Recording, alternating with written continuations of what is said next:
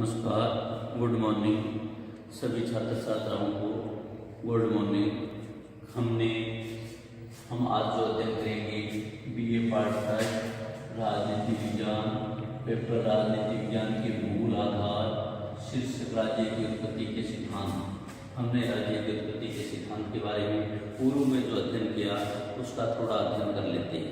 पूर्व में हमने राज्य की उत्पत्ति के सिद्धांत की प्रस्तावना, राज्य की उत्पत्ति के कौन कौन से सिद्धांत है और राज्य की उत्पत्ति के सिद्धांतों में हमने फर्स्ट जो सिद्धांत किया था वो किया था सामाजिक समझौते का सिद्धांत। सामाजिक समझौते के सिद्धांत में हमने सामाजिक समझौते के सिद्धांत के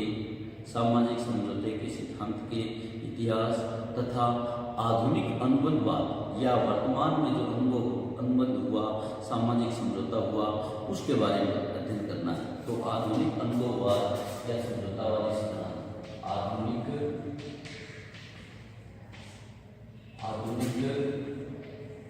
अनुबंधवाद या फिर सामाजिक समझौता। राज्य की उत्पत्ति से संबंधित जो 6 सिद्धांत है, उन 6 सिद्धांतों में 5 नंबर सिद्धांत है वो आधुनिक अनुबंधवाद या सामाजिक समझौते का सिद्धांत है। उस सामाजिक समझौते का जो आधुनिक अनुबंधवाद है उसमें हम 3 राजनीतिक विचारकों के नाम ले सकते हैं। होबेस का ले सकते हैं, जॉन लॉक का ले सकते हैं और रूसो। 3 लोगों के बारे में हमें अध्ययन करना है सामाजिक समझौते सिद्धांत में। 3 विद्वानों के बारे में हमें अध्ययन करना है सामाजिक समझौते सिद्धांत में। 3 विचारों का अध्ययन करना है हमें सामाजिक समझौते सिद्धांत। इसमें हमने सबसे पहले रूसो के बारे में, होब्स के बारे में अध्ययन करना है। होब्स के बारे में हमने जो अध्ययन किया उसका थोड़ा सा ब्रीफ अध्ययन कर लेते हैं। एक तो होब्स की जीवनी क्या थी, किन परिस्थितियों में होब्स का जन्म हुआ था, किन परिस्थितियों में होब्स का जन्म हुआ था। दूसरा, होब्स के अनुसार मानव स्वभाव क्या है। होब्स के अनुसार मानव स्वभाव क्या है।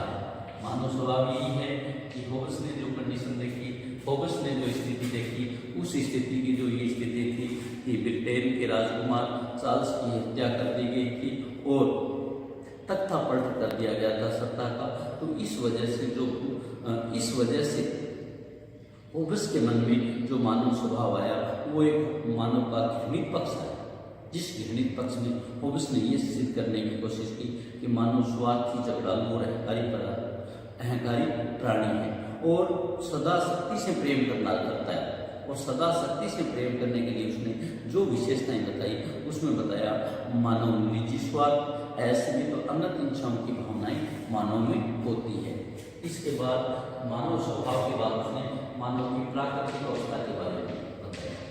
मानव की प्राकृतिक अवस्था में मानव कैसे, प्राकृतिक अवस्था में जो मानव का स्वभाव है वो प्राकृतिक अवस्था। प्राकृतिक अवस्था में मानव भेड़िए की तरह था, वो शक्ति प्राप्त करने के लिए एक दूसरे को निगलने की चेष्टा करता था। इस प्रकार मानव ने जो मानव स्वभाव बताया, मानव स्वभाव के अनुसार जो प्राकृतिक अवस्था का वर्णन किया उसमें उसने स्वार्थी, झगड़ालू और अहंकारी प्राणी बताया। और इन चीजों को प्राप्त करने के लिए वो शक्ति का सहारा लेता है। इन चीजों को प्राप्त करने के लिए वो शक्ति का सहारा लेता है। नेक्स्ट हमारा था समझौते का कारण। जब ये प्राकृतिक अवस्था थी जिसमें आदमी पाशविक होता जा रहा था, आदमी शक्ति प्राप्त करने के लिए सब कुछ कर रहा था, तो ऐसी स्थिति में जो स्थिति थी उसमें समझौता का कारण बना। समझौते का कारण ऐसी स्थिति को छुटकारा पाने के लिए, ऐसी स्थिति से छुटकारा पाने के लिए समझौता किया जाना जरूरी था। जिन लोगों में भय था वो प्राकृतिक अवस्था का अंत करना चाहते थे और इस प्राकृतिक अवस्था का अंत करने के लिए इन जो प्रताड़ित व्यक्ति थे उन्होंने एक समझौते की ओर अग्रसर हुआ। फिर नेक्स्ट था समझौते का स्वरूप। ये जो समझौता हुआ, इस समझौते का स्वरूप क्या हुआ, रूप क्या हुआ। समझौते का स्वरूप, समझौते का स्वरूप क्या रहा। समझौते का स्वरूप ये रहा कि सब व्यक्तियों ने मिलकर एक समझौता किया और होब्स के मतानुसार यह समझौता प्रत्येक व्यक्तियों का शेष व्यक्तियों से किया गया, जिसमें प्रत्येक व्यक्ति हर दूसरे व्यक्ति से कहता है कि मैं अपनी एक सभा बुला के प्रत्येक व्यक्ति दूसरे व्यक्तियों से कहता है कि मैं अपने ऊपर शासन करने का अधिकार इस जनसभा को सौंपता हूँ और तुम सब अधिकार किसको सौंपोगे, यानी वो जनसभा एक राजा का सौंपेगी। इस तरह सभी ने इन कार्यों को स्वीकृति देता है। इस प्रकार से समर्पण की भावना होती है और समर्पण की भावना से सर्वोच्च सत्ता को माना जाता है और सर्वोच्च सत्ता द्वारा राज्य का रूप दिया जाता है। इस प्रकार का जो राज्य होगा, इस प्रकार का जो राज्य होगा, इस समझौते के परिणाम स्वरूप जो राज्य बनेगा, उस राज्य का रूप क्या होगा? उस राज्य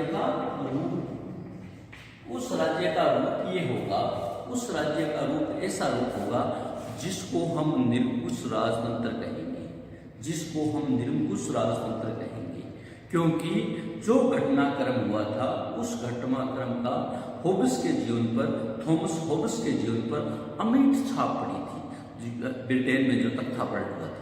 इस वजह से उन्होंने जो राज्य की कल्पना की, जो राज्य का रूप किया, वो राज्य का रूप था हमारा निरंकुश राजतंत्रात्मक राज्य, निरंकुश राजतंत्रात्मक राज्य। फिर होब्स ने जो निरंकुश राजतंत्रात्मक की बात, निरंकुश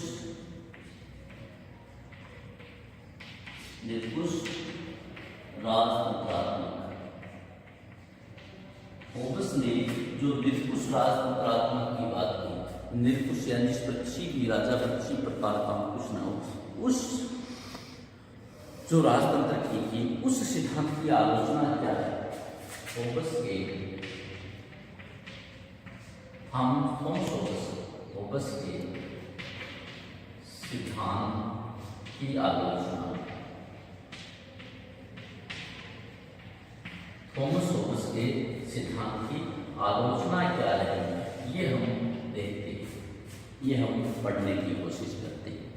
थॉमस होब्स ने जो सिद्धांत दिया निरंकुश राजतंत्रात्मक, उस निरंकुश राजतंत्रात्मक जो सिद्धांत था, उसके बाद के विचार थे, उन्होंने कटु आलोचना की। उन्होंने कहा कि जनता, राजतंत्रवादी और चर्च के समर्थक सभी ने भिन्न भिन्न कारणों से इस समझौते की आलोचना की। जनता ने अलग तरीके से आलोचना की, राजतंत्रवादी थे उन्होंने अलग से आलोचना की, और चर्च के समर्थक थे उन्होंने अलग से आलोचना की। गैलेंडर ने तो यहाँ तक कहा है कि मैंने कभी ऐसी पुस्तक नहीं पढ़ी। गैलेंडर जो राजनीतिक विचारक है, उन्होंने यहाँ तक कहा है कि मैंने ऐसी कोई पुस्तक नहीं पढ़ी जिसमें इतना राजद्रोह, विश्वासघात या धर्मद्रोह भरा हो। तो होब्स के जो आलोचक है, होब्स की आलोचना है, वो किन बिंदुओं के आधार पर की जाती है, उसका अध्ययन निम्नानुसार है, उसका अध्ययन हम आगे अनुसार पढ़ेंगे। नंबर 1, मानव स्वभाव का विश्लेषण के काम की। बाद के विचारकों ने थॉमस होब्स के विचारों के लिए थॉमस का जो राजतंत्रात्मक था, निरंकुश राजतंत्रात्मक था, उसकी इस आधार पर भी आलोचना की, इस आधार पर आलोचना की कि जो विचारक है वो ये कहते हैं कि थॉमस होब्स का विचारक पूर्णतः एकांकी है, अर्थात सभी लोगों पर एक समान लागू नहीं होता। ये पूर्णतः उसकी व्यक्तिगत धारणा है कि मानव स्वार्थी, झगड़ालू और अहंकारी होता है, लेकिन मानव स्वभाव का ये पूर्णतः एक पक्ष है। मानव स्वभाव का एक पक्ष उसके द्वारा सोचा गया है। मानव स्वार्थी प्राणी होने के साथ साथ सामाजिक प्राणी है, और सामाजिक प्राणी, जब मानव सामाजिक प्राणी है तो उसमें दया, सहानुभूति और प्रेम की भावना होती है, और मनुष्य स्वभाव में स्वार्थवश स्वभाववश रहता है। अग्नि, बाढ़, अकाल, भूकंप आदि जब प्राकृतिक व्यवस्थाएं आती है, आदि प्राकृतिक विपदा आती है, महामारी की विपदा आती है, या अन्य एक मानव पर दूसरी विपदा आती है, तो मानव उसकी सहायता करता है। तो इससे ये सद्गुण निश्चित है कि मानव एक मानव से दूसरे मानव की सहायता करते हैं। इसलिए होब्स का जो विचार था, जो निरंकुश राजतंत्रात्मक का विचार था, जो विचार उनको यह कहता था कि मानव स्वार्थी अहंकारी होता है, उस विचारधारा के आलोचक ये कहते हैं कि ये जो विचार है ये पूर्णतः एकाकी है, एक पक्षीय है। इसको हम इसके साथ मानव दया, सहानुभूति, प्रेम का गुण होता है। जब भी किसी प्रकार के वो सामाजिक प्राणी होने के कारण जब भी समाज में कोई विपदा आती है तो उस विपदा में, उस स्थिति में मानव एक दूसरे की सहायता करते हैं। इसलिए हम नहीं कह सकते कि मानव स्वार्थी अहंकारी होता है। नंबर 2 आता है प्राकृतिक अवस्था का वर्णन है वास्तव। प्राकृतिक अवस्था का वर्णन अवास्तविक।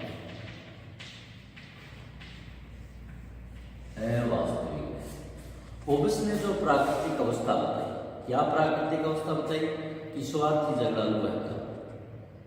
ये जो प्राकृतिक अवस्था होबेस द्वारा वर्णित की गई, इसकी आलोचना उनके आलोचकों ने इस आधार पर की है कि जो प्राकृतिक वर्णन है वो अवास्तविक है। वास्तव में आदमी क्या है, प्रेम, सहानुभूति और दया रखता है सामाजिक प्राणी होने के कारण। इसलिए प्राकृतिक अवस्था का जो वर्णन है वो पूर्णतः अवास्तविक है। होबेस ने प्राकृतिक अवस्था का जो चित्रण किया है, होबेस ने जो प्राकृतिक अवस्था को समझाने का वर्णन किया है, यह न तो ऐतिहासिक है और न वास्तविक है। ऐतिहासिक होने से यह पता चलता है कि जो व्यक्ति कभी भी मानव जीवन की इकाई नहीं रहा, कभी भी मानव जीवन की इकाई नहीं रहा, वरना कुटुंब कबीले में छोटी इकाई में रहे, प्रत्येक मनुष्य दूसरे व्यक्ति के साथ युद्ध की कल्पना अवास्तविक है। जरूरी नहीं है हर आदमी हर व्यक्ति के साथ युद्ध करे। वस्तुतः मनुष्य ने कभी भी ऐसा जीवन व्यतीत नहीं किया जाए, कहीं नहीं किया जब उसने किसी भी प्रकार की शक्ति का नियंत्रण किया। ऐसा कभी भी मनुष्य ने जीवन नहीं किया जिसमें किसी का नियंत्रण न रहा हो। ये बात आलोचक है। नंबर 3 है तार्किक।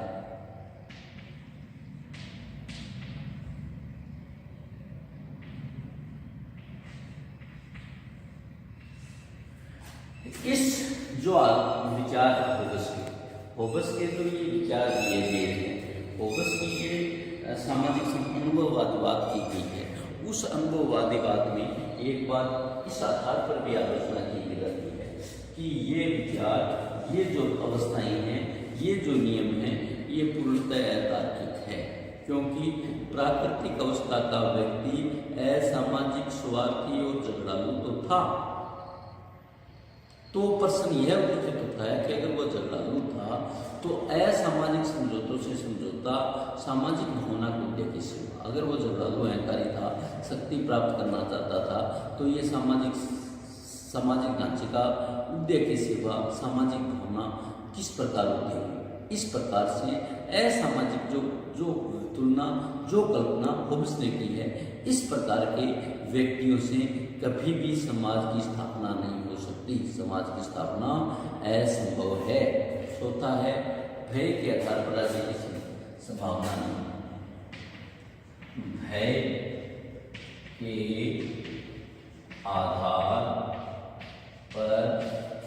भय के आधार पर राज्य की स्थापना संभव नहीं।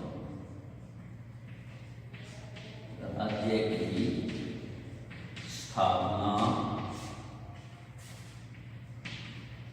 संभव नहीं।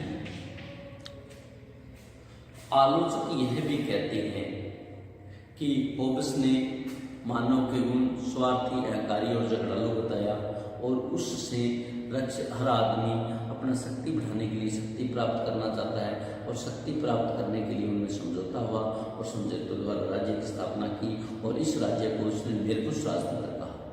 तो होबेस का द्वारा जो भय और स्वार्थ की भावना वाला बात है, भय और स्वार्थ से राज्य की स्थापना की गई है, जो कि नितांत और असंभव है। वास्तव में राज्य या समाज भय या स्वार्थ का नहीं है। भय और स्वार्थ से राज्य की स्थापना नहीं की जाती।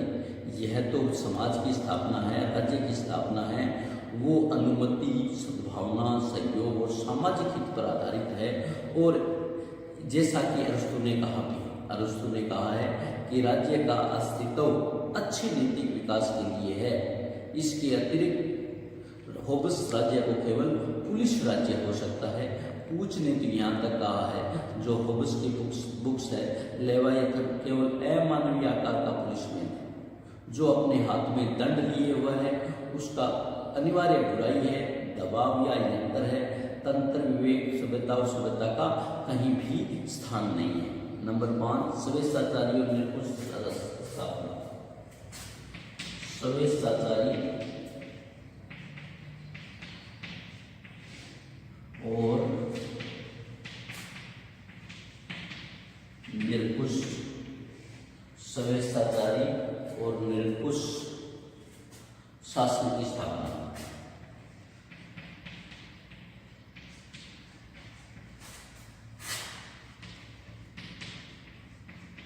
स्वेच्छाचारी और निरंकुश शासन की स्थापना। होब्स ने द्वारा जिस स्वेच्छाचारी और निरंकुश शासन की स्थापना की गई, जिसमें वो निरंकुश राजतंत्र की बात करते हैं, वह अत्यंत भयंकर है, अत्यंत खतरनाक है।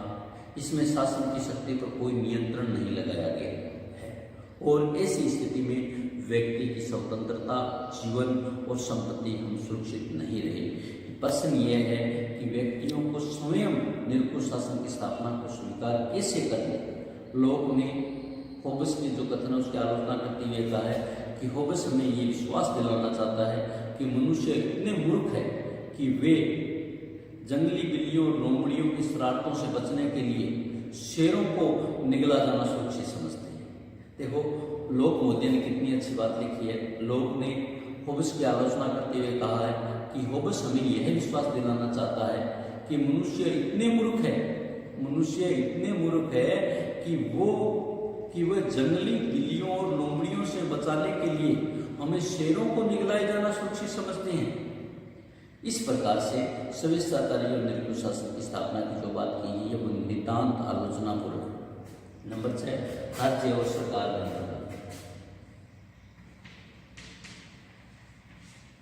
राज्य एवं सरकार में अंतर नहीं।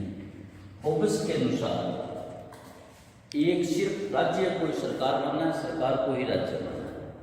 राज्य और सरकार को एक ही मानने की बात की गई है। राज्य और सरकार को एक ही समझा गया है, जो कि नितांत गलत है, जो कि पूर्णतः त्रुटिपूर्ण है, जिसको हम पूर्णतः त्रुटिपूर्ण विचारधारा कहते हैं कि केवल राज्य के विरुद्ध नहीं, सरकार के विरुद्ध प्रजा का विद्रोह है, अमान्य ठहराया है। होब्स ने क्या है, राज्य के विरुद्ध नहीं, सरकार के विरुद्ध विद्रोह को अमान्य ठहराया है। विलोपी के अनुसार राज्य और सरकार में अंतर न मानना होब्स महोदय की बड़ी भूल है। होब्स महोदय की ये भूल है। नेक्स्ट हम आते हैं आलोचनाओं के बाद हम महत्व की बात करते हैं। महत्व भी है होब्स के अनुसार जो राज्य स्थापित किया गया है निरंकुश शासन का, उसकी आलोचना के अलावा महत्व भी है। क्या क्या महत्व है, ये बात थोड़ी सी समझने वाली है। होब्स ने जो विचार किए हैं, होब्स ने जो बात की है, उसमें सबसे बड़ा महत्व क्या है? तर्क व बुद्धि का समावेश है। तर्क और बुद्धि का समावेश, तर्क और बुद्धि को शामिल किया गया है। होब्स की जो महत्व में पहला महत्व है, तर्क और बुद्धि को शामिल किया गया है, तर्क और बुद्धि को समझाने की कोशिश की गई है। होब्स ने प्रथम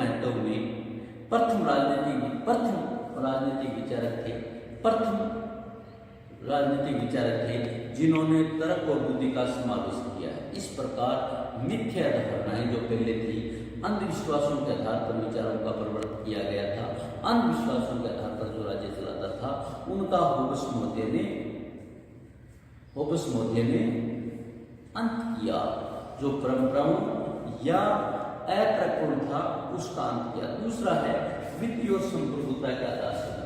पहले विचारक थे राजनीति के, पहले राजनीति के विचारक थे जिसने विधि और संप्रभुता की आधारशिला है, विधि और संप्रभुता की आधारशिला। होबस पहले विचारक थे जिन्होंने सबसे पहले विधि और संप्रभुता की आधारशिला रखी, विधि और संप्रभुता के राज्य स्थापित करने की बात। उन्होंने पहला दार्शनिक था जिसने सामाजिक व्यवस्था और अनुशासन को स्थान दिया। तीसरा था सामाजिक व्यवस्था और अनुशासन को स्थान, सामाजिक व्यवस्था और अनुशासन, सामाजिक व्यवस्था और अनुशासन को स्थान। होबस ने पहले होबस मोटे ऐसे विचारक थे जिन्होंने सामाजिक व्यवस्था और अनुशासन को सिद्धांत दिया, सामाजिक व्यवस्था और अनुशासन को महत्वपूर्ण माना, राष्ट्र सर्वोपरि और अनुशासन का महत्व। चौथा उन्होंने जो महत्व था राष्ट्र सर्वोपरि, राष्ट्र सर्वोपरि और अनुशासन को महत्व, अनुशासन को महत्व, अनुशासन को महत्व। होबस मोटे ने चौथा जो महत्वपूर्ण महत्व बताया होबस के विचारों का, जो राष्ट्र सर्वोपरि और अनुशासन को महत्व दिया गया। दो चाहे हम कुछ भी माने कि होबस लोकतंत्र के विरोधी थे, संप्रभुता के विरोधी थे, फिर भी उन्होंने प्रथम बार राज्य की रूपरेखा निर्धारित की। एक बार हम दोबारा इसको समझने की कोशिश करेंगे।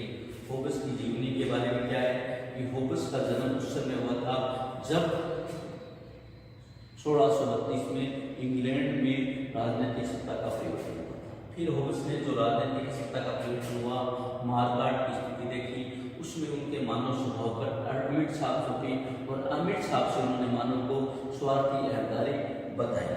फिर उन्होंने जो प्राकृतिक अवस्था स्थिति जो पूर्णतः जगला दी, फिर उन्होंने इस स्थिति में सामाजिक कारण किया, फिर सामाजिक सर्वोत्पत्ति का स्वरूप किया, फिर राज्य का स्वरूप। इस प्रकार से राज्य हुआ वो निरंकुश राजतंत्र राज्य।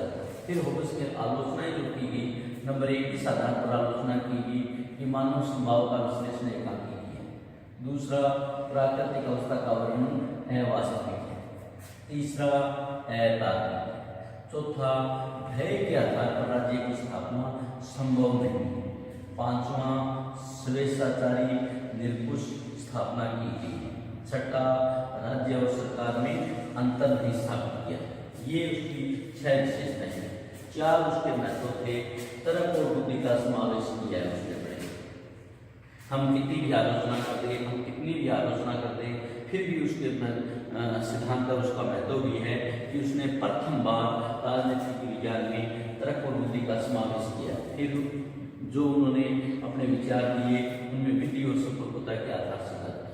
तीसरा है सामाजिक व्यवस्था और अनुशासन को अपने अध्ययन में शामिल किया है। चौथा राजनीति और राज्य सत्ता को सर्वोपरि और अनुशासन का स्थान दिया गया है। राज्य सत्ता सर्वोपरि, अनुशासन को महत्व दिया गया है। इसको समझाने की कोशिश की गई है। धन्यवाद। Thank you.